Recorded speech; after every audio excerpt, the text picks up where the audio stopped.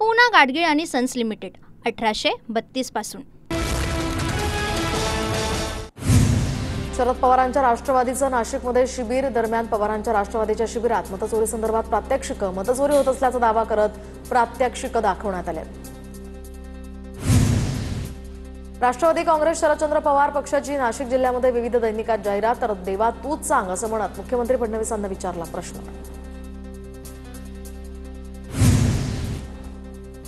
तर सुप्रिया सुळे यांनी शेअर केला शरद पवारांचा एक व्हिडिओ, पोशिंद्याच्या प्रश्नासाठी लढा बळीराजासाठी असं म्हणत भव्य आक्रोश मोर्चात मोठ्या संख्येने सहभागी होण्याचंही आवाहन।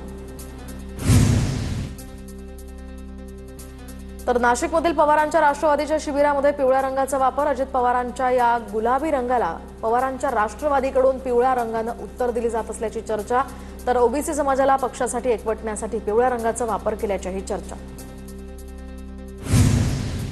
नाशिकमध्ये पक्षाचं शिबिर सुरू असताना जयंत पाटील नकळत होम हवन सुरू असलेल्या ठिकाणी गेले, तर आपल्या धोरणाचा हा भाग आहे का हे पाहण्यासाठी गेलो होतो, जयंत पाटलांची मिश्किल प्रतिक्रिया।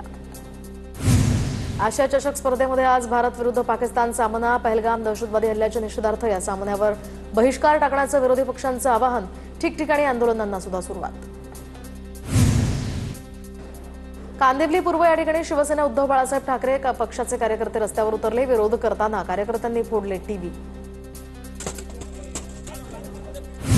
पहलगाम हल्ल्यामध्ये डोंबिवलीतील तिघांचा बळी, तर दुसरीकडे दुबईत भारत पाक क्रिकेट सामना होत असल्यामुळे डोंबिवलीमध्ये ठाकरेंची सेना, मनसे आक्रमक, डोंबिवलीतील इंदिरा चौकात सिंदूरच्या डब्यात दाखवत मोदी सरकारचा निषेध। पुण्यातल्या लाल महाल चौकातही शिवसेना उद्धव बाळासाहेब ठाकरे गटाचं या ठिकाणी माझं कुंकू माझा देश आंदोलन, तर आज होणाऱ्या भारत पाकिस्तान क्रिकेट सामन्याच्या विरोधात शिवसेना उद्धव बाळासाहेब ठाकरे यांचं आंदोलन। काँग्रेसकडून भारत पाकिस्तान सामन्याला विरोध, सरकारनं शहीदांचा विचार करावा, शहीदांच्या रक्ताची किंमत सरकारला आहे की नाही, यशोमती ठाकूर यांचा सवाल। पाकिस्तान सोबतच्या क्रिकेट सामन्याला ठाकरेंच्या शिवसेनेचा विरोध, तर मुंबईतील करी रोडवर हे आंदोलन। आता गरम सिंदूर थंड झाला का, खासदार अरविंद सावंतांचा भाजपला सवाल। भारतीय संघाला सामना खेळायचा नाहीये, पण जय शहांचा दबाव आहे, जय शहांच्या दबावाखाली येऊन हा भारत पाकिस्तान सामना होतोय, भारतीय संघानं बाहेर पडावं आणि दाखवून द्यावं, संजय राऊतांची टीका। शेजारी बसलेल्या MCAच्या सदस्यांना सामन्यावरचं मत कधी विचारणार, भारत पाकिस्तानच्या सामन्यावरून ठाकरेंच्या शिवसेनेला अमित साटम यांचा सवाल। बीजेपी के पापा वॉर रुकवा सकते हैं, लेकिन भारत पाकिस्तान का क्रिकेट का मैच नहीं रुकवा सकते, जय शाह मैच टाळू शकत नव्हते, तर राजीनामा द्यायला हवा होता, संजय राऊतांचा हल्लाबोल। मिलिंद नार्वेकरांचा राजीनामा घेणार का, मुंबई क्रिकेटच्या समितीवरून नार्वेकरांना पायउतार करावं, दुसऱ्यांचे राजीनामे मागता आधी स्वतःच्या घरापासून सुरुवात करा, नवनाथ बन यांची टीका। पंतप्रधान नरेंद्र मोदींना अंधारात ठेवून ही मॅच खेळवण्याचा निर्णय, भारत पाकिस्तान सामन्यावर ठाकरेंच्या सेनेचे आमदार मिलिंद नार्वेकर यांची प्रतिक्रिया। भारत पाक सामन्याला कोणताही मुद्दा भावनिक करू नये, खेळाकडे खेळाच्या दृष्टीने पाहावं की नाही हा प्रत्येकालाच अधिकार, अजित पवारांची या प्रकरणावर प्रतिक्रिया, तर वेळ आल्यास सामना पाहणार, अजित पवारांचं वक्तव्य। भारतानं पाकिस्तानसोबत क्रिकेटचा सामना खेळू नये, भारत पाक सामन्यावर माजी क्रिकेटपटू आणि भाजपचे नेते केदार जाधवांचं वक्तव्य। पहलगाम हल्ल्यामध्ये लोकांचा मृत्यू होऊन सुद्धा लोक पाकसोबत का आहेत, ज्या देशामुळे सिंदूर पुसलं गेलं त्या देशाबरोबर सामना का खेळायचा, पहलगाम हल्ल्यातील मरण पावलेल्या संतोष जगदाळे यांच्या पत्नीची प्रतिक्रिया। आजच्या मॅचवरून टीम इंडियाच्या ड्रेसिंग रूममध्ये बहिष्काराचे वारे, एका इंग्रजी दैनिकाचं वृत्त, खेळाडूंची मुख्य प्रशिक्षक गौतम गंभीर आणि इतर स्टाफशी चर्चा, खेळाडूंना व्यावसायिक राहण्यास सांगितल्याची ही माहिती। तर भारत पाक सामन्यावरून आरोप प्रत्यारोप, पाकिस्तानशी क्रिकेट न खेळण्याच्या भूमिकेला भरभरून प्रतिसाद, अनेक प्रतिष्ठितांची भारत पाकिस्तानच्या सामन्याकडे पाठ, अनेक प्रतिष्ठित व्यक्तींचा या बहुचर्चित सामन्यापासून स्वतःला दूर ठेवण्याचा प्रयत्न। ठाकरेंच्या शिवसेनेच्या आंदोलनाला दरम्यान त्या पार्श्वभूमीवर वानखेडे स्टेडियम जवळ पोलीस बंदोबस्त वाढवला, वानखेडे स्टेडियम आवारात BCCI आणि MCAची कार्यालय असल्यामुळे खबरदारी। संजय राऊतांकडून एकनाथ शिंदेंवर खालच्या पातळीवर टीका, शिंदेंनी बाळासाहेबांचं नाव घेणं बंद करावं, शिंदेंचा पक्ष नसून व्यापारी कंपनी आहे, पैशांसाठी आपापल्या लोकांचा मॅचमध्ये जुगार लागला असेल, राऊतांची जहरी टीका। संजय राऊत तर बोलला नाही तर त्याला किंमत नाही, पक्ष संपवण्याची जबाबदारी त्यांना उद्धव ठाकरेंनी दिली आहे, शिंदेंवरील टीकेनंतर भरत गोगावलेंचं राऊतांना प्रत्युत्तर।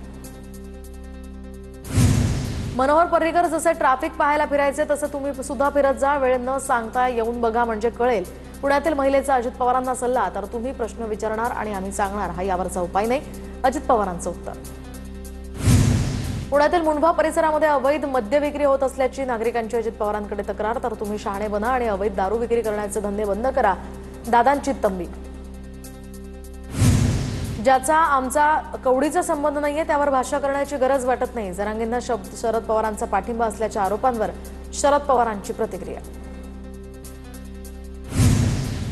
मराठा समाजाच्या वतीने छत्रपती संभाजीनगरमधील क्रांती चौकात निदर्शनं, लक्ष्मण हाकेंनी मराठा समाजाबद्दल केलेल्या वक्तव्याच्या निषेधार्थ जोडे मारो आंदोलन.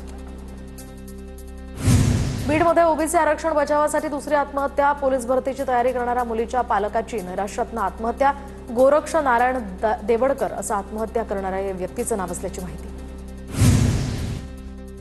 भुजबळ अलिबाबा आणि 40 चोरांसारखे भुजबळ राजकीय स्वार्थासाठी सगळ्या दुनियेचं वाटोळं करणार, भुजबळांमुळे आम्हाला ज्या गोष्टी करायच्या नाहीयेत त्या कराव्या लागणार आहेत, मनोज जरांगेंचा इशारा. गुजरातचे राज्यपाल आचार्य देवव्रत मुंबईत दाखल, तर आचार्य देवव्रत उद्या महाराष्ट्राच्या राज्यपालपदाचा अतिरिक्त कार्यभार स्वीकारणार.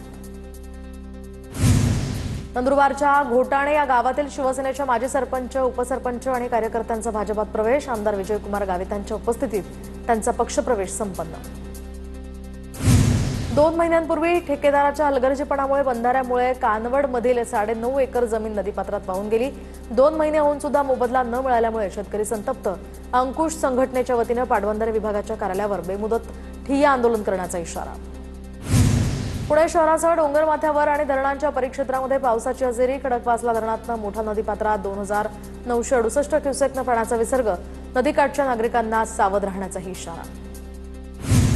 पैठणच्या जायकवाडी धरणाच्या 18 दरवाजांमधून 1,13,184 क्युसेकनं गोदावरी नदीपात्रात विसर्ग, नदीकाठच्या गावांना सतर्कतेचा इशारा. नागझरीमधील बंधाऱ्यातनं विसर्ग सुरू असल्यामुळे नागझरी गावाचा संपर्कही तुटला. मुसळधार पावसामुळे बीडमधील अनेक गावांचा संपर्क तुटला. बीडच्या नवगण, राजुरी, खरवंडी या राष्ट्रीय महामार्गावरील डोंगरी नदीला पूर, त्यामुळे राष्ट्रीय महामार्गावरची वाहतूक ठप्प.